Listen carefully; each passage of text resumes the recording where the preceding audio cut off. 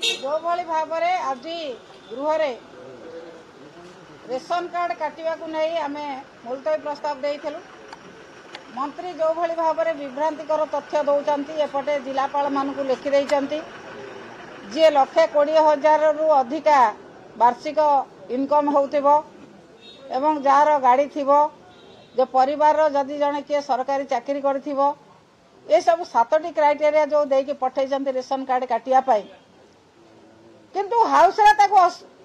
ठीक मानु नांती स्वीकार करू नांती एपटे कलेक्टर मान को दे देचंती यही सब ग्राउंड रे तुम काट ये सरकार दोमुहा नीति के साधारण लोक बुझी गले। साधारण लोक जो भली भाव आशा करथिले सरकार ठारू से न्याय पाउ नांती। वर्तमान हजार हजार संख्यार चाउल हिताधिकारी तांकर तो रेशन कार्ड हरइबे एवं स्वास्थ्य कार्ड मध्य हरइबे सेथिपाई भविष्य में एक जन आंदोलन होबाकू जाउछि। आपण माने समस्त जानते रेशन कार्ड एवं स्वास्थ्य कार्ड लोकंकर केते आवश्यकता से आवश्यकता को पूरण न करी मंत्री महोदय आज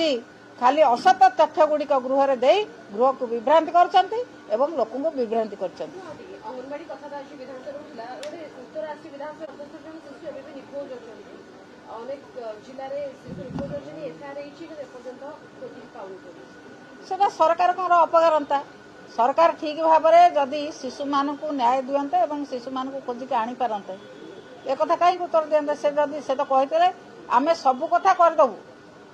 शिशु जो मान निखोज अछंती केते जन शिशु को आनिले